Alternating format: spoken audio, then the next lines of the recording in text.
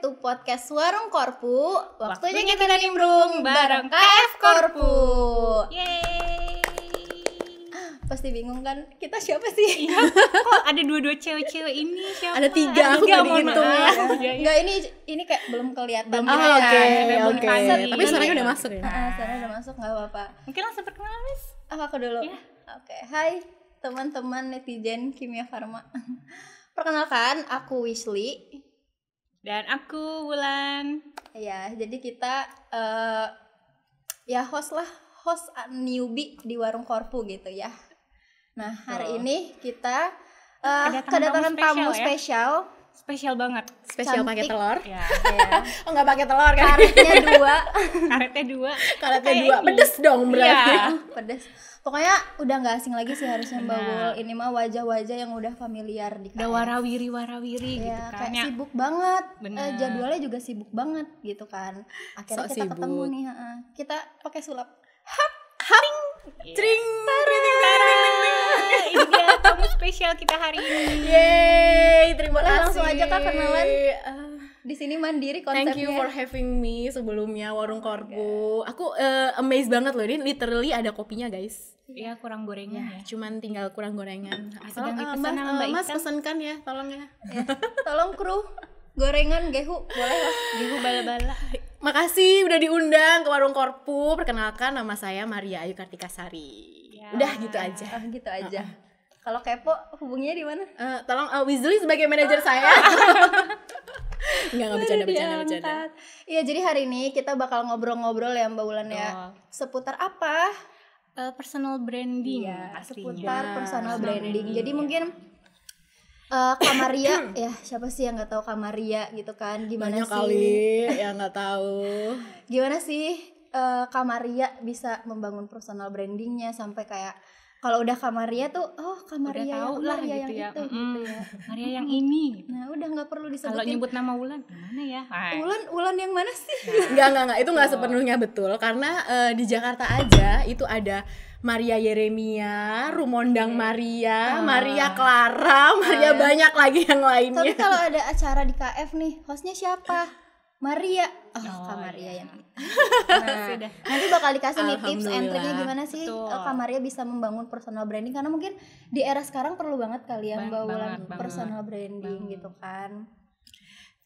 Mulai aja nih cerita nih. Ya, cerita Sok, boleh Kak. Jadi, ceritakan awal aku mulanya mungkin ya. Iya, sebenarnya kalau dibilang aku bisa mendefine apa itu personal branding, nggak sepenuhnya betul juga karena itu apa ya, it happen naturally lah ya. Maksudnya aku juga sebenarnya nggak tahu ini kenapa ya kok tiba-tiba mungkin kalau orang mengamati gitu.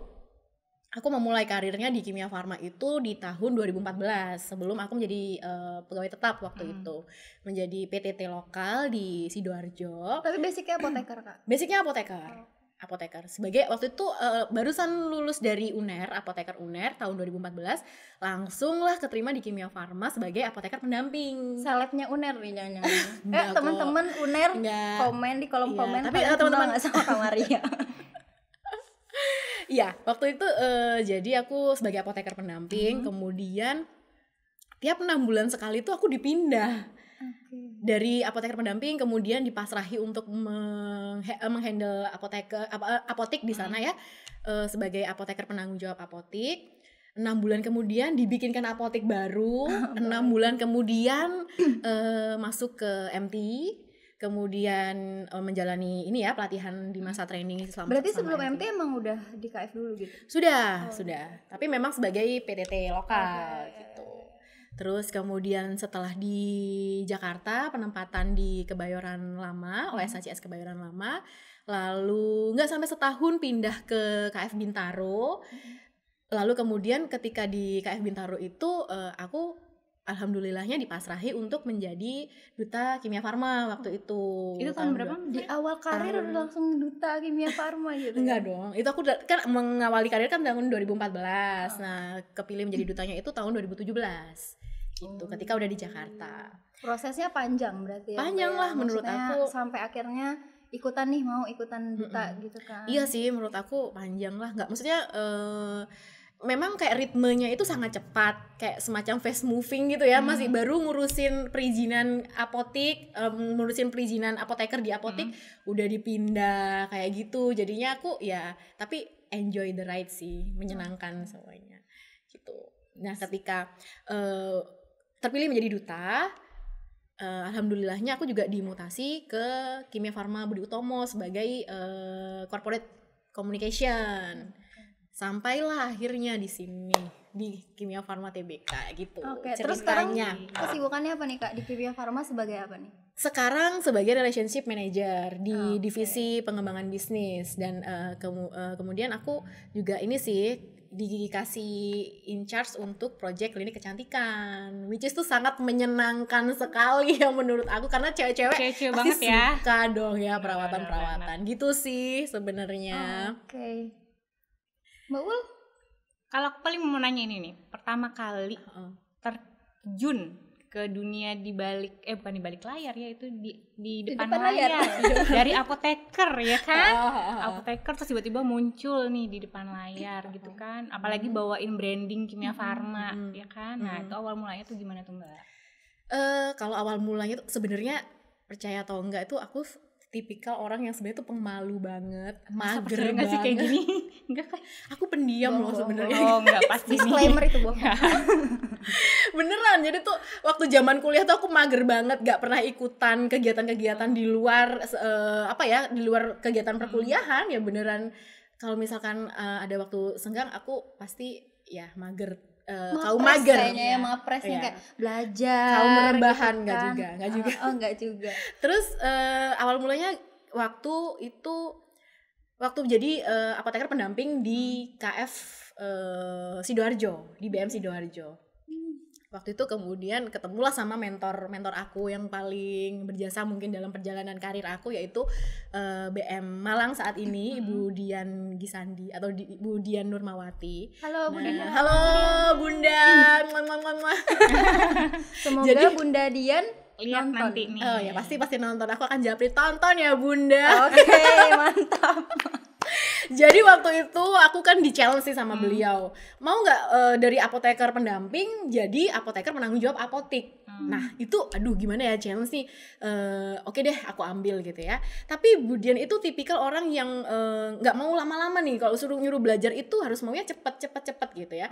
Jadi harus seminggu fast learner yes gitu ya, betul ya? Jadi seminggu setelah aku ditempatkan jadi apoteker penanggung jawab apotik di KF Kahuripan waktu itu, langsung besok seminggu kemudian langsung rapat sama all PHM, harus bisa baca redata, harus bisa bikin grand opening yang besar, harus bisa, waktu itu tuh yang aku tuh hampir nangis ya dibikinnya itu, langsung disuruh untuk handling ini kayak semacam seminar, tapi isinya itu mahasiswa yang exchange antar negara itu loh. Oke. Jadi tuh dari luar negeri gitu. Itu tuh gimana caranya, pokoknya Maria harus jadi ketua panitianya. Itu tuh gimana ya perasaannya orang yang baru lulus kemudian baru masuk KF tiba-tiba harus menghandle acara segede itu tuh, aduh rasanya pressure banget. Tapi alhamdulillahnya ketika diberi challenge seperti itu tuh kok aku enjoy ya gitu, kok aku menikmati komunikasi sama orang, terus habis gitu arranging something tuh aku sangat menikmati banget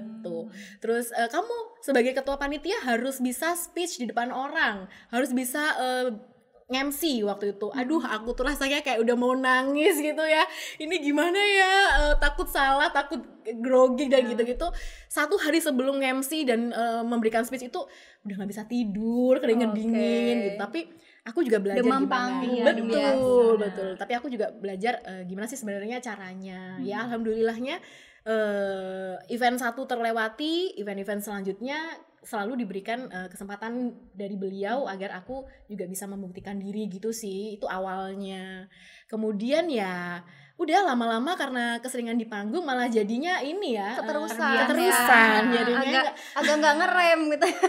Pokoknya nggak tahu malu Maria aja. Pokoknya Maria aja. Tapi Mbak, kalau misalnya tadi dengar cerita Kak Maria, emang akhirnya maksudnya basic pekerjaan yang basic studi tuh nggak selalu berjalan sama nih dengan perjalanan karir ya. Maksudnya Kak Maria di kimia farma tuh lebih banyak ke komunikasi mungkin, ke relationship. Ya sebenarnya gini sih, kalau misalkan dibilang basicku sebagai apoteker itu nggak penting, itu sebenarnya salah besar, karena kita kan kerja di BUMN farmasi tentunya ya. Basic atas pengetahuan tentang kefarmasian itu jelas menurut aku penting. Karena itu yang membawa kita bisa, misalkan aku jadi apoteker pendamping, kemudian apoteker pengelola apotik, kemudian corporate communication pun juga kalau misalkan nggak ngerti dari bisnis proses dari kimia farma sendiri, ya udah nggak bisa. Jadi menurut aku sebagai apoteker itu merupakan satu basic yang sangat diperlukan gitu sih. Tapi penting nggak sih Kak, kayak kalau misalnya mungkin nih buat teman-teman yang nonton mungkin banyak yang baru lulus atau yang mau lulus atau yang bingung mau cari jurusan apa gitu. Biasanya kan kayak aku nih dulu tuh pengen pokoknya harus stick nanti pekerjaan sama basic jurusan harus sama. Gitu. Jadi nggak kayak percuma dong nanti kalau misalnya gue kuliah ini kerjanya ini gitu. Nah ternyata kayak Kak Maria nih after kerja baru kayak semacam menemukan passion gitu ya, kayak semacam baru ternyata gue suka loh ada di dunia komunikasi, arrange event gitu. Nah itu sebenarnya menurut Kak Maria seberapa penting atau kalau menurut aku tuh sebenarnya seperti ini sih Wesley. Kalau misalkan nih kita punya basic ilmu farmasi atau apapun ya, akuntansi atau apapun semuanya, itu kan pasti nggak ada ilmu yang nggak bermanfaat tuh menurut aku enggak. Cuman jangan selalu memfokuskan yaudah gue apoteker, ya udah gue di apoteker aja. Enggak, itu tuh ternyata banyak banget yang sepanjang perjalanan karir ini perlu diasah lebih gitu ya. Misalkan satu, kemampuan komunikasi, kemudian dua, attitude kepada atasan atau kepada siapapun. Itu menurut aku matters banget, karena sekarang ya perlu kita ketahui bahwa perusahaan ini tuh 70% juga udah milenial ya. Dan antara perilaku itu antara milenial dengan selenial katakanlah itu memang beda nih karakternya. Nah itu tuh gimana sih kita harus menjembatani komunikasi sama mereka juga. Terus kemudian nggak gampang ngeluh. Kalau misalkan dikasih challenge ya ambil aja, karena aku pernah mendengar quotes dari Prof. Renaldi Kasali waktu itu. Sebenarnya orang yang berhasil itu bukan orang yang paling pintar di suatu kelas gitu misalkan ya, yang belum tentu orang yang paling pintar di situ tuh akan berhasil. Tapi siapa sih orang yang berhasil? Itu orang yang bisa memenuhi amanah yang diberikan kepada dia gitu sih. Asalkan kitanya niat, misalkan dikasih challenge nih sama atasan, lu dikasih challenge udah aduh nggak mau deh gini lah Pak, kebanyakan ngeluh, ya udah lu nggak bisa membuktikan apapun. Tapi kalau misalkan kita ada keinginan, terus habis gitu ada challenge dilahap, terus ternyata hasilnya baik, otomatis secara nggak langsung itu akan ngepromote diri kita sendiri, seperti itu sih. Itu tuh pesan yang paling aku ingat dari atasanku waktu itu, Bapak Direktur Utama KFA waktu itu Pak Imam Fatur Rahman. Jadi Mar, lu tuh nggak usah deh terlalu banyak ngecap atau ngomong gue tuh pinter ini loh, pinter itu. Enggak, orang tuh nggak lihat dari situnya. Orang itu melihat ketika kamu dikasih challenge sama atasan, kamu bisa memberikan hasil yang baik, otomatis hasil kerjamu itu yang akan mempromosikan diri kamu sendiri, seperti itu. Seret quotes of the day. Nanti editor tolong ditambahin ya quotes of the day. Ada kata-kata di perjalanan. Tapi kalau keluar dari zona nyaman itu juga salah satu ini juga kan ya, maksudnya bentuk kita mengembangkan diri kita juga kan. Iya, jadi gini, ketika aku menjadi apoteker yang ada di apotik, kemudian pindah ke kantor pusat. Di kantor pusat itu kita dituntut untuk selalu berpikir strategik ya. Beda dengan kita di lapangan. Kita di lapangan itu udah kegiatan operasional, eksekutor gitu ya. Ketika di strategik otomatis itu berubah, dan untuk proses adaptasi itu aku pindah pun udah 7 kali pindah ya sampai dengan saat ini. Itu antara pindah satu ke pindah yang lain itu nggak pernah enak. Maksudnya tuh nggak pernah sedih meninggalkan keluarga apotek ini, pindah ke apotek ini, kemudian meninggalkan ini terus pindah ke ini, dengan mungkin waktu itu dari apoteker penanggung jawab apotek pindah ke corporate communication yang dimana ruang lingkup pekerjaan yang jelas berubah itu adalah worry dari diriku gitu ya. Maksudnya bisa nggak ya gue menjalani pekerjaan ini dengan baik. Tapi kalau misalkan kita tuh ada niatan untuk belajar, untuk cari tahu ini gimana sih, nggak malu gitu ya, cari tahu ke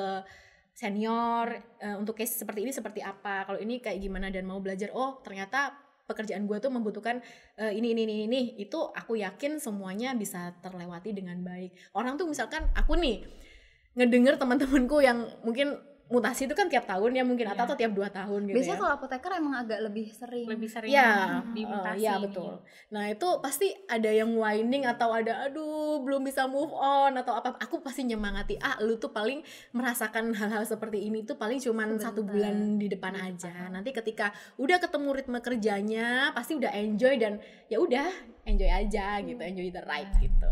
Sebenarnya karena setiap hari pasti selalu ada hal baru gitu ya.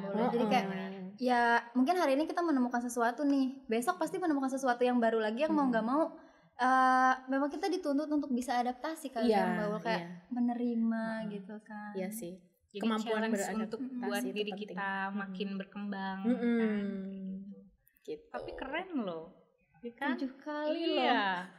Terima kasih. Belum tentu semuanya bisa, maksudnya kayak gitu kan gitu. Terus belum lagi kadang suka ada yang ini nggak sih, temen nih yang ditaruh lah di tempat yang lama, terus Mbak Maria pindah ke tempat baru kan. Ada nggak sih yang kira-kira iya apa sih anak baru ini? Iya biasanya gitu nggak Kak? Cara-cara ngadepin yang kayak gitu-gitu tuh apa sih kalau dibilang toksik ya?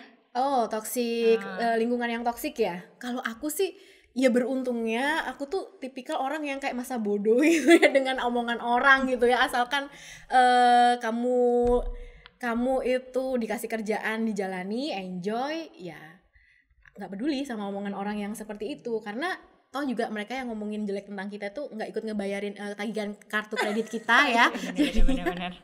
Buat apa dipikirin gitu. Jangan terlalu dengerin omongan orang lah ya, kayak pasti kayak banyak sih di luar. Mungkin aku pribadi juga tipe yang kayak gitu Mbak Wul, jadi kayak suka concern nih sama apa yang dibilang sama orang gitu, karena ada celentingan dikit aja kita lagi semangat nih, panas, kuping ini panas gitu kan. Biasanya kan suka gitu ya Mbak. Kita balik lagi ya, maksudnya kita ngobrolin personal branding. Sebenarnya personal branding itu seberapa penting sih buat kehidupan kita atau karir kita. Sebenarnya kegiatan personal branding itu sesimpel lu memberitahukan kepada dunia lu tuh siapa, seorang Wesley itu siapa, seorang Mbak Wulan itu siapa. Kenapa harus dilakukan seperti itu? Karena untuk merubah opportunity datang ke kita. Jadi bukan kita terus yang mengejar opportunity, tapi gimana caranya opportunity yang nyari kita gitu. Nah, kadang tuh ya kita balik lagi ke misalkan aku nih ya sebagai aku gini. Ini pun juga mendengar selentingan orang, kenapa sih kok dia lagi yang dipakai, kenapa bukan aku yang dikasih kesempatan. Ya sesimpel gini, orang itu udah tahu belum sih seorang Maria itu siapa. Kalau misalkan aku seorang fans BTS nih, kalau misalkan ada konser BTS kan, kemudian si panitianya itu nyebarin tiket nonton gratis gitu. Apakah aku punya kemungkinan menang kalau orang lain itu nggak tahu aku tuh fans BTS? Kan enggak. Kan orang tuh harus tahu, oh Maria ini fans BTS, makanya dia ada kemungkinan untuk memenangkan gitu kan. Itu satu. Jadinya kalau misalkan kamu nggak memberitahukan ke dunia kamu siapa, ya kamu nggak akan dapat opportunity itu gitu sih. Yang selentingan notice gitu betul, ya. Selentingan yang aku sempat denger ya seperti itu. Ya lu gimana mau bisa di notice orang kalau lu sendiri juga nggak mau menonjolkan nggak mau speak up, menunjukkan kelebihannya kepada yang gitu lain. Nah kalau buat orang-orang yang lebih pemalu gitu, Kak, maksudnya mungkin aku juga dulu tipe orangnya pemalu gitu ya. Akhirnya tuh kayak lebih yaudah deh kayak kuliah aja. Jadi mahasiswa tugasnya ya kuliah gitu. Nah tapi setelah masuk kuliah setahun pertama tuh biasanya kan suka diikutkan organisasi yang sifatnya wajib gitu, mau nggak mau ikut.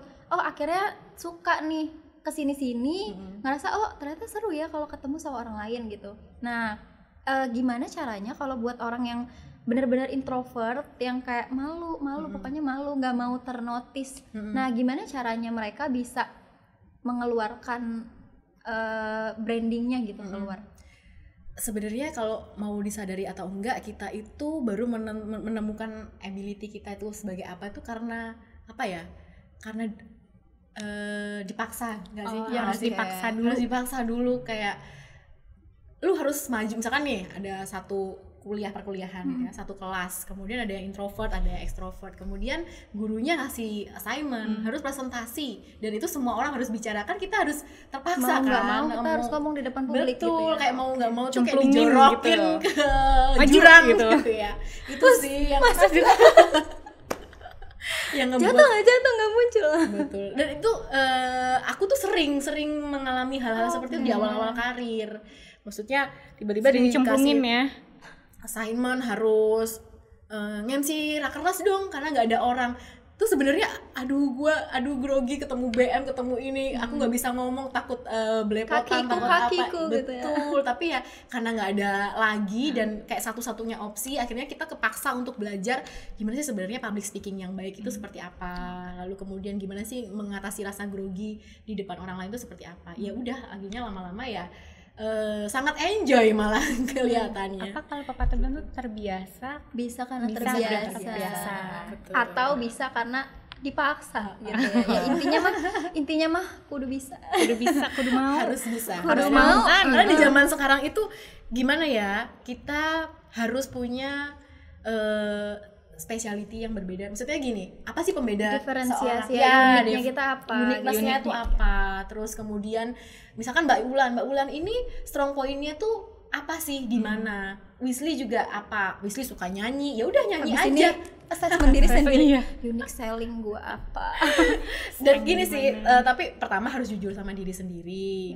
Nanti 5 tahun atau 10 tahun ke depan itu kita mau dikenal sebagai seorang apa sih? Kita apa ya, kayak self discovery dulu. Kepengennya tuh apa, spesialitinya apa. Terus kemudian kedua, gimana sih caranya untuk menunjukkan itu kepada dunia. Apakah misalkan kamu suka nulis atau suka ngevlog atau suka nyanyi kayak Weasley, suka main TikTok, ya udah lakukan aja gitu ya misalkan. TikToknya ada di bawah sini. Jangan lupa ya guys. Jangan lupa ya guys. Terus ketika udah tahu media apa yang akan digunakan, tapi gini sih, kalau misalkan teman-teman itu juga pada bingung media apa yang mau digunakan, ya udah sekarang tuh hal paling simpel adalah melakukan dengan karya ya. Karyanya itu apa? Ya udah, kamu sekarang ada di mana nih pekerjaanmu? Sekarang Mbak Ulan ada di HC. Ya udah, Mbak Ulan berkarya dengan pekerjaannya Mbak Ulan, do the best. Pokoknya lakukan sebaik mungkin supaya itu juga bisa ternotis sama orang gitu sih menurut aku. Artinya hasil emang perlu sih ya Kak. Maksudnya sebagai bukti kali ya Mbak Wol. Jadi kayak jangan ngomong aja bisa. Mana hasilnya karyanya mana? Saya butuh bukti, bukan janji. kayak calon pilkada loh kalau kayak gitu. Pilih nomor. Jangan. Pilih Weasley gitu ya. Diedit habis. Terus ada lagi nih yang menurut aku penting, semua yang tadi itu harus dilakukan dengan konsisten. Jadi misalkan seorang pelupa, kalau misalnya sekali aja kita kehilangan kunci mobil atau kunci motor gitu ya, pasti kan nggak serta-merta dapat julukan pelupa gitu kan. Jadi pelupa itu ketika sering dilakukan, sama kayak pecatur misalkan. Satu kali main catur nggak akan membuat Weasley itu jadi seorang pecatur. Dikatakan pecatur. Berapa kali main catur Weasley? Sekali kemarin. Ketika berkali-kali baru kita dikatakan catur. Seperti itu, harus konsisten. Lalu yang terakhir adalah harus punya meaning atau visi ke depan.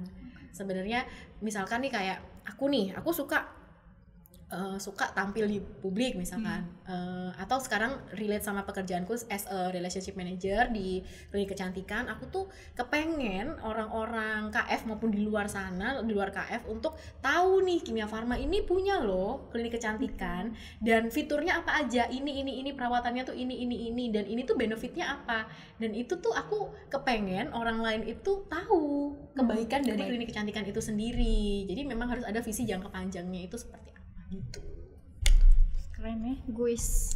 Begitu cara guis. Aduh, ngomong apa sih gue dari tadi? Kayaknya ini podcast banyak diedit nih harusnya ya Mas Dede. Lanjut Mbak Wul. Apalagi? Mau tanya apa lagi? Ini ada pertanyaan nih. Apa bedanya personal branding dengan pencitraan? Nah. Pasti kalian kepo kan? Kadang kita jadi ini Kak, jadi kayak kambing hitam nih brandingnya. Itu emang branding yang gue lakukan. Padahal orang-orang mungkin itu sebenarnya emang brandingnya dia kayak gitu. Tapi kita nih netizen Julidun ini kan ya. Pencitraan aja gitu. Nah, gimana tuh Kak? Bedanya branding sama pencitraan. Kalau branding itu kan seperti tadi yang aku bilang, harus diri kita. Benar-benar diri kita tuh sendiri tuh siapa. Dan menurut aku ya kalau pencitraan itu lebih punya konotasi negatif, seperti misalnya kayak kesannya kayak pura-pura gitu ya. Nah itu gampang sih membedakannya. Kalau misalkan pencitraan, dia hanya melakukan dalam satu waktu untuk tujuan tertentu. Misalkan Maria di depan kamera itu ceria atau humoris gitu ya, tapi di belakang kamera apakah memang dia seperti itu? Karena kalau misalkan kita nggak jadi diri sendiri, menurut aku akan susah sih untuk dilakukan terus-menerus secara konsisten gitu kan. Ketika nanti di belakang kamera ternyata orangnya judes, terus habis gitu suka marah, ya berarti ya oke, ini pencitraan gitu, bukan personal branding dia sebenarnya gitu sih. Tapi berat ya pertanyaannya. Ngopi dulu mungkin. Jadi gini Kak, kemarin tuh sempat ikutan kayak webinar gitu. Kebetulan memang membahasnya personal branding. Nah, jadi kalau personal branding tuh ada dua sisi nih Kak, antara yang kita mau liatin ke orang sama yang orang lain lihat. Nah, jadi tuh ada di tengah-tengah si irisannya ini tuh yang katanya itu adalah sebagai personal branding kita. Nah, misalnya nih Wesley pengen dikenal sebagai, misalnya Wesley pengen nunjukin ke orang kalau Wesley tuh orangnya tenang, yang gitu-gitu. Tapi ternyata nih orang lain lihat kok ini begajulan, misalnya mungkin karena dia melihat happy banget ini anak, kayak heboh gitu kan. Nah, sebenarnya kita perlu mengklarifikasi nggak sih, atau kayak ngasih perilaku bahwa gue tuh nggak kayak gitu orangnya, atau sebenarnya mindset yang udah eksternal bikin terhadap diri kita itu ya udah nggak apa-apa gitu. Gimana ya, kembali lagi ke diri sendiri sih. Maksudnya dikembalikan ke diri sendiri. Apakah memang kalau menurut aku pribadi, sebenarnya pendapat orang tentang kita itu penting. Maksudnya itu juga menentukan karir kita ke depan mau seperti apa. Jangan sampai kita memberikan citra yang negatif sampai jangan deh si ini tuh sukanya begini, jangan juga. Tapi jangan juga itu menjadi sesuatu yang mempengaruhi kamu banget gitu loh. Jadi kita tuh harus punya pendirian sendiri, harus bisa self control gitu ya. Jangan sampai moodnya Maria itu ditentukan apa pendapat Mbak Bulan tentang Maria. Kalau aku sih tipikalnya yang seperti itu ya, maksudnya ketika orang lain ngomong lu bla bla bla bla bla, aku nggak membiarkan komentar-komentar negatif itu mempengaruhi aku. Maksudnya nanti kita kan kadang jadi langsung moody gitu ya, sebel tuh seharian bad mood gitu ya. Jangan sampai, maksudnya kita harus punya self control sendiri. Dan ya itu ya, kalau aku bilang sesuatu yang kita lakukan terus menerus sebenarnya kan itu diri kita sendiri ya. Dan kita nggak bisa membohongi orang lain. Kalau misalkan orang lain ngecap Wesley itu anaknya begajulan, tapi ternyata memang di luar itu begajulan, ya udah harus diterima, harus jujur sama diri sendiri kalau memang dirimu begajulan. Kalau pikir nggak gitu pencitraan jatuhnya. Betul. Karena hal yang paling nyaman dilakukan itu ya jadi diri sendiri ya kan, nggak harus berpura-pura jadi orang lain. Benar tuh. Ya panggung ini udah sandiwara, hidup ini sudah panggung sandiwara. Drama jangan ditambah drama gitu. Bener. Ya. Ibu kayak curhat ya Bu. Konsumsi pribadi lanjut apa lagi. Tapi pernah nggak sih kan Mbak Maria kan pernah ikut duta nih, duta Kimia Farma. Pada saat melakukan perjalanan jadi duta itu tuh hal tersulit ada nggak sih yang hal tersulit? Apalagi bawa brandingnya Kimia Farma gitu kan. Apa ya, sebenarnya menurut aku sih nggak ada yang sulit, karena aku melihat semua tantangan yang dikasih ke aku itu suatu yang menyenangkan sih. Aku suka aku suka dikasih kesempatan baru. Karena gini, waktu di zaman kuliah aku suka mager kan. Terus aku tuh berpikir gini loh, lu tuh bisa loh mager besoknya lagi tuh bisa gitu. Jadi mager itu bisa dilakukan kapanpun. Tapi opportunity itu nggak datang setiap hari. Gitu. Jadinya kalau misalkan hari ini ada temen yang ngajak jalan, udah ikut aja. Misalkan mau ke hutan mana atau mau ke mall mana gitu yang masih aku belum pernah coba, karena hidup itu cuma sekali dan kamu harus merasakan gitu ya semua opportunity yang datang ke kamu. Sejak itu akhirnya aku mencoba untuk mengambil semua challenge yang datang ke aku karena aku penasaran gitu loh Mbak. Jadi dulu itu zaman aku di Bintaro itu kan dapat kesempatan tuh dari orang-orang kantor pusat di Budi Utomo untuk coba deh Maria datang untuk ikut seleksi duta KF, duta kimia farma apotik dulu. Jadi dari beberapa itu beda ya? Beda. Jadi kita dikumpulin dulu dari berbagai daerah, kita dikasih challenge, dikasih tantangan apakah bisa memberikan yang terbaik. Udah terpilih nih sebagai perwakilan KFA. Kemudian tanding lagi di lingkungan KF Group. Setelah jadi perwakilan dulu berarti ya dari KF. Betul. Nah, setelah di perwakilan KF Group, kemudian dikirimlah ke BUMN. Nah, setelah itu ya udah sampai sekarang. Itu challenge-nya apa ya? Kita tuh malah menurut aku bukannya challenge yang memberatkan dan sulit, tapi ini malah jadi sesuatu yang menyenangkan banget gitu, Mbak. Dapat kesempatan untuk ketemu presiden, ketemu menteri-menteri, dapat kesempatan buat ikutan acara-acara ini itu tuh aduh aku suka banget itu sih. Aku kayak Kamaria banget gitu ya. Kamaria gue banget. Jadi dikasih challenge apapun oke Teki. Maria disuruh pergi ke Labuan Bajo. Oke. Aku suka. Kapan berangkatnya? Malah ditantangin gitu. Malah tanyanya tahun ini ada lagi nggak ya gitu. Cuman karena pandemi ya, benar. Jadi nggak bisa. Tapi kalau kayak duta KF gitu sebenarnya atas rekomendasi atau kita daftar? Mungkin banyak nih teman-teman kimia farma yang kayak pengen deh jadi duta KF tapi saya tidak ternotis gitu. Kalau duta itu setauku ya, waktu proses yang aku jalani itu semuanya by assignment atau ditunjuk. Jadi bukan ditunjuk single apa ya, menunjukkan gitu enggak, tapi dari beberapa orang yang kira-kira dapat memberikan representatif dari suatu corporate itu sendiri, ditunjuk, dikumpulkan dulu, di karantina, which is dikasih materi, dikasih pembekalan, kemudian baru tuh dikasih challenge. Lu gua suruh untuk ini nih, pidato atau suruh apa ya, speech presentasi gitu, atau apalah gitu ya. Kalau misalkan sudah oke, ya udah. Itu kayak jurinya tuh juga banyak, Beb. Jadi kayak nggak cuma. Tapi itu internal dulu. Internal masing-masing entitas. Kemudian kan KF Group, kemudian baru BUMN. Gitu sih. Seru berarti ya ketemu teman-teman dari macam BUMN yang lain. Seru karena aku nggak melihat itu sebagai kompetisi malah Mbak. Malah justru sebagai sinergi, ya kan? Kita ada bisa ketemu teman baru, channel baru. Ya kan? Kadang karena waktu dapat jodoh nggak tapi? Mas tolong diedit ya. Salah pertanyaannya.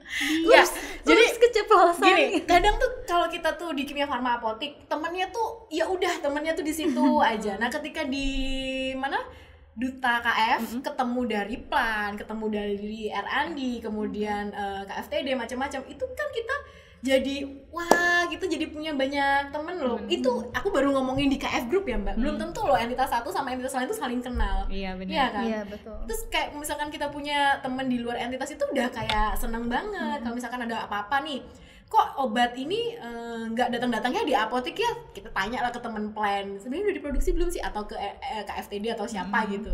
Itu menurut aku jadi sinergi. Soalnya kompetisi itu cuman berapa hari sih, cuman 3 hari kali ya kita berkompetisi, tapi linknya terus kemudian relasinya itu sih yang penting gitu menurut Betul aku. sih. Emang harus terbuka sih ya, apalagi di zaman sekarang nggak sih Mbak Ul? Maksudnya kita nggak bisa ada di kandang kita doang gitu, kayak main ke kandang tetangga gitu. Terus aku tadi mau menanggapi pertanyaan Wisli yang misalkan buat teman-teman yang kepengen teman-teman jadi KF duta, nih mungkin ya, yang kepo kan kapan lagi sih ada duta pengen ikutan kepengen jadi duta.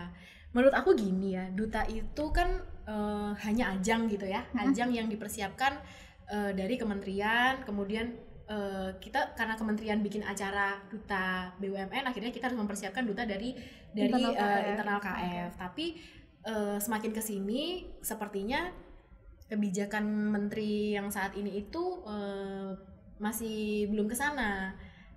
Tapi itu jangan membuat teman-teman itu sedih sih menurutku, karena gimana ya, brand ambassador itu bukan hanya titel yang diberikan oleh suatu corporate ke kita, bukan. Menurut aku setiap orang yang bekerja di Kimia Farma itu adalah brand ambassadornya Kimia Farma. Iya, gitu betul. kan. Iya betul kan. Kalau misalkan nih kita ketemu teman kita dari Bank Indonesia, ya udah kita tuh merepresentasikan Bank Indonesia tuh dari dia gitu, gimana dia caranya membawa diri, terus kemudian berbicara, terus apa sih konten yang dibicarakan, itu tuh semuanya jadi satu paket. Ini tuh wajah dari si Bank Indonesia misalkan gitu. Sama seperti di Kimia Farma, menurut aku teman-teman nggak cuman yang ada di kantor pusat aja, tapi sampai di daerah, sampai frontliner yang bener-bener ngadepin pasien langsung, itu semuanya kalian adalah brand ambassador Kimia Farma. Tuh. Semua iya, gitu adalah ya sih bener. Karena sesimpel sebenarnya itu bisa dilihat misalnya nih kayak Wishley gitu ya Kak, non apoteker nih, tapi kerja di Kimia Farma. Karena mungkin artinya kita adalah bagian dari Kimia Farma, yang ditanya obat. Betul. Gitu ya. Itu salah satu bentuk bahwa sebenarnya kita semua tuh brand ambassadornya. Yang ditanya obat, mohon maaf gitu kan ya. Wishley non apoteker nggak mengerti obat-obatan gitu. Sering ditanya. Gitu. Iya, baik sama keluarga gitu juga kan. Iya. Misalkan nih kemarin Kimia Farma launching salah satu produk untuk menangani COVID gitu ya. Pasti aku yakin teman-teman nggak perlu harus jadi duta Kimia Farma dulu. Semuanya tuh pasti sama keluarganya tuh ditanya. ada aja yang ditanya. Iya. Bener nggak sih? Ini tuh fungsinya untuk apa? Cara pembeliannya bagaimana? Kayak gitu kan, Mbak. Jadi buat aku komunikasi itu penting ya, komunikasi antara kantor pusat sampai ke daerah itu sangat penting. Gimana teman-teman sebagai pegawai Kimia Farma itu tetap harus tahu perkembangan terkini Kimia Farma itu seperti apa sih sebenarnya. Jangan sampai membatasi diri, kan gue di daerah, nggak ada alasan seperti itu. Sekarang kan semuanya media sosial, semuanya teknologi juga sangat berkembang. Bahkan justru tutup kondisi pandemik ini jadi menyadarkan kita, oh ternyata jarak itu it doesn't matter ya kan. Iya. Kita mau Zoom, apalagi zaman sekarang betul, ya, mau Zoom, mau mengakses mengakses informasi apapun tuh bisa dari semudah mana aja, itu loh. iya. Jadi Bahkan mengumpulkan orang yang dari wilayah timur aja pun bisa gara-gara. Jadi teman-teman kalau menurut aku sih harus sangat update, tahu sebenarnya Kimia Farma ini dari A sampai Z itu seperti apa, karena teman-teman adalah representatif dari Kimia Farma. Pasti akan selalu melekat ya Kak, di mana aja gitu ya. Betul sekali, mantap jiwa. Jadinya. Mantap jiwa. Apalagi Mbak Wul? Apa ya? Ayo minum dulu, kasihan haus. Kita tanyain mulu loh. Ini orang nanya-nanya mulu dikata. Semoga gak bosan ya ngedengerin gue ngoceh Ya, gitu ya. kalau Kamaria mah ya. Enggak, orang-orang kayak ini hostnya siapa sih? Udah dari tadi udah gemes aja ya, udah mau men-take over warung Korpu gitu Ya, bentar lagi nih kayaknya. Aku bukan orang HC jadi nggak mungkin men-take over Bisa podcast. loh Kak. Bisa ya? Kolaborasi mungkin nanti kan. Nextnya enggak Mbak Wul, nextnya kita sebagai narasumber kan. Jangan.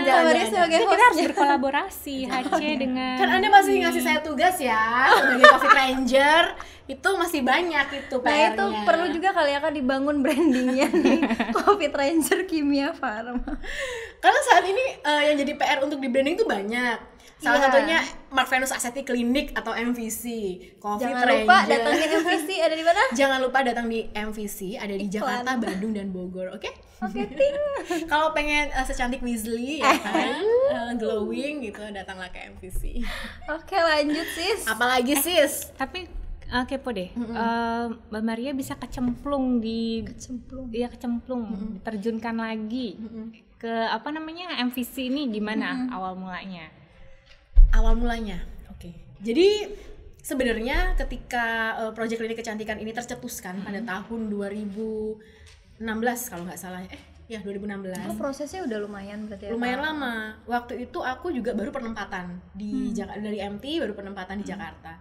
Itu pun sebenarnya aku udah dipanggil Udah ada yang seleksi. Jadi pas udah ada susah. Maria, Ayu kan, pas tuh, nih udah Kayaknya dari sebelum MT tuh gitu. udah Udah ada daftar ada. namanya, listnya. Enggak lah. Waktu itu 2016 aku dipanggil untuk jadi untuk mengikuti fit and proper, jadi project manager klinik kecantikan. Tapi karena waktu itu masih baru banget, fresh from the oven banget, pengalamannya masih kurang, jadinya waktu itu aku nggak terpilih. Kemudian udah menjalani dunia ke-PHM-an, terus kemudian akhirnya di corporate communication, lalu pindah ke relationship manager, which is itu ada di divisi pengembangan bisnis. Ya udah, akhirnya dilihat nih ini anak passionnya kemana, kan ada banyak project di situ, ada laboratorium BABE, ada project air mineral, banyak deh pokoknya ya, ada stem cell. Air mineral juga terhitungnya ke situ ya? Iya, ini boleh nggak sih ditayangkan ya? Atau ini ya masih rahasia. Jadi di beberapa project edit suaranya nanti ini Jadi di beberapa project itu HC meng-capture, oh Maria ini passionnya kemana sih, mungkin relate-nya dan senengnya di dunia kecantikan. Akhirnya aku ditugaskan sebagai relationship manager untuk project klinik kecantikan gitu sih. Tapi seru loh ngeliat kalau Instagramnya ya, dia tiba-tiba lagi posting gitu kan, ada di klinik lagi facial. Iya, gitu. Oh jangan sedih, ada filter Instagramnya Mbak Mul. Iya itu aku sudah mendownload loh. Itulah salah satu tugas aku sebagai relationship manager di MBC itu apa? Sebenarnya aku bertugas untuk ini nih, membuat konsep komunikasi. Komunikasinya yang harus sesuai dengan segmen yang mau aku tuju, memilih bahasanya kayak gimana, kontennya kayak gimana, orang yang merepresentasikannya itu siapa, itu tuh jadi kerjaanku. Jadi aku seneng banget karena sekarang aku mikir ya, aku kepengen nih anak-anak muda kimia farma ini mencintai produknya sendiri gitu ya. Aku nggak mau dong anak-anak muda kimia farma mampirnya ke klinik-klinik yang lain. Padahal di dalam kimia farma sendiri itu kita tuh punya loh klinik kecantikan yang kualitasnya juga nggak kalah dengan yang lain gitu. Teknologinya juga paling mutakhir, kemudian tenaga dokternya, terus abis gitu terapisnya, kemudian perawatnya tuh semuanya profesional semua gitu. Jangan sampai message ini itu nggak diterima sama anak-anak muda kimia farma sampai mereka memilih yang lain. Nah itu tuh tugasku gitu. Makanya seru juga gitu kalau misalkan branding MVC ya. Betul. Kalau misalkan nih hari Kamis siang gitu ya, aku posting kalau aku tuh lagi dipijet sama terapis gitu ya. Orang-orang yang ngeliat tuh jadi kepengen nih ke kimia korban. Kepengen nih ke MVC. Itu sih tujuanku. Karena aku pengen orang-orang at least sebelum kita keluar, kita tuh pengen menciptakan rasa cinta produk sendiri itu di dalam dulu nih. Benar. Kalian nggak akan keren kalau nggak ke MVC. Mantap gitu. sih. Cobain guys. Belum keren kalau belum ke MVC gitu ya. Oke Kak, mungkin terakhir kali ya. Sebenarnya branding, personal branding atau cara kita membranding diri kita sendiri itu Kak Maria setuju nggak kalau misalnya cara kita membangun branding atau mau membrandingkan diri keluar itu sangat erat kaitannya dengan sosial media atau ya lebih ke sosial media sih, maksudnya kalau misalnya seseorang aktif di Instagramnya gitu, apalagi kan zaman sekarang media sosial kan jadi media yang sangat-sangat mungkin dirasa cukup efektif ya Kak untuk bisa mengkomunikasikan diri kita ini siapa sih gitu. Iya, kalau menurut aku sosial media penting banget karena sekarang semua orang nggak ada yang nggak punya sosial media dan nggak ada yang spending their time without phone, ya kan. Jadi itu menurut aku kalau misalkan teman-teman kepengen nge-branding ya gunakan sosial media, tapi yang perlu diingat sosial media itu hanya alat, dia bukan diary. Itu sih menurut aku ya, maksudnya kita tuh boleh menampilkan sisi terbaik dari kita, siapa diri kita sebenarnya, tapi ya itu hanya untuk menunjukkan apa yang perlu kalian tunjukkan aja. Ada sisi-sisi yang menurut aku nggak perlu ditunjukkan kepada masyarakat luar, dan kalau bisa sih kalian juga jangan berpikir bahwa itu tuh diary seseorang. Misalkan gini nih, Wesley atau Maria atau Mbak Wulan di Instagram kayaknya happy terus gitu, terus kalian berasumsi bahwa oh hidupnya pasti happy terus. Enggak seperti itu, nggak ada manusia yang happy terus kayak gitu ya. Dan juga nggak bisa menjadi tolak ukur kita untuk terlalu menilai orang lain. Kayak misalkan nih aku tuh sangat aktif di Instagram ya, aku sangat suka gitu ya melakukan kegiatan bersosial media, tapi ketika aku mendengar selentingan Maria ini orangnya workaholic ya, kayaknya dia depresi deh, kerja terus yang diposting itu MVC lagi, Kimia Farma lagi, kayaknya kejar target banget ya Maria ini gitu, kayak nggak punya kehidupan. Nah itu yang buat aku sedih gitu. Maksudnya ya kalian nggak bisa menjudge orang itu hanya berdasarkan apa yang ingin ditampilkannya kepada publik gitu sih. Ini bukan diary guys. Jadi kalian kalau misalkan mau menunjukkan prestasi, menunjukkan apa ya, passionnya, siapa diri kita sebenarnya yang hanya ingin ditunjukkan kepada dunia, ya silakan menggunakan sosial media. Nggak ada yang larang ya, kayak ya udah itu haknya seseorang dengan akunnya seseorang. Tapi nggak bisa menjudge, oh si Weasley ini ternyata anaknya centil banget atau apa banget, nggak bisa gitu. Itu bukan diary guys. Emang ini anaknya gitu. Oke, gitu. Bener-bener. Aduh udah lama banget nih kita pengen main games dulu nih Kak. Oh boleh. Oke ya, tapi aku agak geser ya. Aku agak geser soalnya nggak boleh ketahuan nih pertanyaannya. Mbak Wulan dulu deh. Kak, tapi ini dijawabnya cepet. Jawab cepat. Literally cepet. Berapa menit? 10 detik boleh? Oh, kecepatan. 1 menit? 1 detik kayak 5. A atau B gitu. Oke. Aduh, nggak suka. Bener pilih aja Mbak Wul. Oke. Kok aku deg-degan? Pilih ayah atau ibu? Ayah. Pengen nanya kenapa tapi nggak ada pertanyaan. Nggak ada. Mungkin jawaban yang lama yang nanya gimana? Ganti-gantian ya. Gemuk mendadak atau kurus lamanya? Kurus lama. Kurus lamanya. Kurus lamanya. Gemuk mendadak atau kurus lamanya? Gemuk mendadak atau kurus lamanya? Kurus lamanya lah. Oke. Karena gue gembrot banget hari ini. Berarti lagi diet sekarang. Pilih jomblo seumur hidup atau miskin seumur hidup? Itu pertanyaannya. Ini nggak asik nih pertanyaan. Aduh, ini gimana sih Mas Dea? Ini yang bikin Mas Dea nih Mas. Gak apa-apa, lanjut. Apa? Pilih tidur di kuburan atau jadi orang yang menakutkan bagi semua orang? Tidur di kuburan lah. Serius? Iyalah. Iya sih. Tapi kan serem Kak. Ya daripada gue yang serem, mending serem. Ya kan? Oh bener juga, bener. Terakhir Mbak Wul. Ini dari sini ya. Oke, boleh. Atasan galak tapi pintar atau atasan baik tapi nggak pernah belajar? Atasan galak tapi pintar. Oke, atasannya Kak Maria? Enggak, mereka semua baik-baik kok. Oke, Bapak Ibu. Sarangnya. Waktu juga lah yang memisahkan Mbak Wul. Sudah nih, aduh, padahal masih pengen ngopi-ngopi cantik lagi. Iya, gorengan tapi belum datang loh. Balap-balap gimana sih nggak dibeliin gorengan? Oke, udah cukup Mbak Wul. Cukup, kita cukupkan perbincangan singkat kita hari ini. Keluar dari sini. Cring. Ya nanti diedit ya, tolong editor cring Kamarianya. Terima kasih sudah mengundang saya. Makasih udah datang. Mungkin kedepannya kita harus ada kolaborasi nih antara HC dengan Musdef kan? Aku tadi udah ngomong sih ke panitia ya, asalkan bayarnya cocok. Baik. Coba tolong Pak Dede. Kolaborasi yang penting harga cocok gitu ya. Dia udah tahu kok harganya berapa. Oke Mas. Oke, makasih banyak Kak Maria sharing-sharingnya. Oh, sebelum di closing terakhir. Oh, gitu. Pesan terakhir. Kok kayak mau ini? Pesan kali ya? Dong, Kak.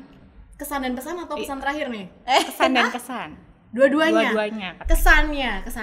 Kesannya aku amazed banget udah ada warung Korpu. Menurut aku ini salah satu langkah yang sangat signifikan berbeda ya dibandingkan yang tahun-tahun lalu. Sebenarnya ini tuh juga menjadi impian aku ketika ditanya nih waktu dulu, kalau misalkan kamu jadi duta Kimia Farma, apa yang kamu lakukan untuk merangkul para milenial gitu. Ini salah satu yang juga jadi impian. Ini wadah untuk kita bisa ngobrol bebas tanpa perlu jaim-jaim ya. Mohon maaf ini agak tidak jaga image gitu ya.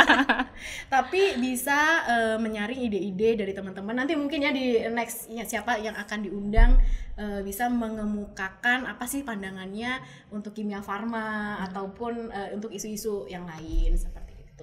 Oke, ada pesan-pesan mungkin Kak buat yang nonton. Mungkin buat aku sama Wulan. Iya benar-benar. Pesannya gini sih, menurut aku untuk milenial ini kan memang sifatnya itu mungkin agak extraordinary dibandingkan dengan selenial atau para senior-seniornya, tapi tolong kalian juga apa ya, satu jangan terlalu banyak demanding kalau misalkan belum menunjukkan diri siapa sih lu tuh punya kualitas apa, lu tuh bisa berkontribusi apa untuk Kimia Farma. Sebelum lu melakukan itu ya jangan minta aku pengen grade-nya naik dong, aku pengen gajinya naik dong, ya jangan lah. Emang kita siapa gitu kalau misalkan kita belum membuktikan diri. Itu satu. Kemudian yang kedua, kalau bisa sih waktu itu digunakan untuk mengupgrade diri sendiri. Maksudnya kita itu harus lihat nih orang-orang di luar sana itu udah bisa apa sih. Kita tuh udah sampai mana, apakah kita udah apa ya, bisa mengejar ketertinggalan dengan orang lain. Nah itu dengan kita tuh ngelihat kekurangan kita sendiri, sebenarnya waktu itu akan termanfaatkan dengan baik untuk mengupgrade diri sendiri. Jadi nggak banyak mengkritisi orang atau apa yang menghabiskan waktu dengan hal yang nggak penting. Itu sih mungkin yang baru kepikir dari aku itu. Oke. Terima kasih. Yeay, super insightful hari ini. Aku happy, mungkin nanti next dengan topik yang berbeda. Ya mungkin kan? bisa mempromosikan nanti di next ya apa MVC-nya ya. Iya, kan tadi udah selenting tentang MVC ya. Mungkin lebih deep lagi nanti ya kan. Oke. Ditunggu undangan selanjutnya. Udah gini banget nggak tahu. Oke teman-teman, segitu aja hari ini kita berbagi kisah cerita-cerita nih sama Kak Maria. Semoga info-info atau ilmu-ilmunya berguna ya Mbak Wulan ya. Nah bagi teman-teman yang mungkin nextnya kita mau bahas apa, mau mendatangkan siapa gitu kan, boleh di komen aja. Jangan lupa like and subscribe and comment. Bener sih? Ya, dan share ke seluruh teman-teman kalian. Sosial media yang kalian miliki. Iya, oke. See you di episode selanjutnya Warung Korpu. Waktunya kita nimbrung bareng KF Korpu. Bye.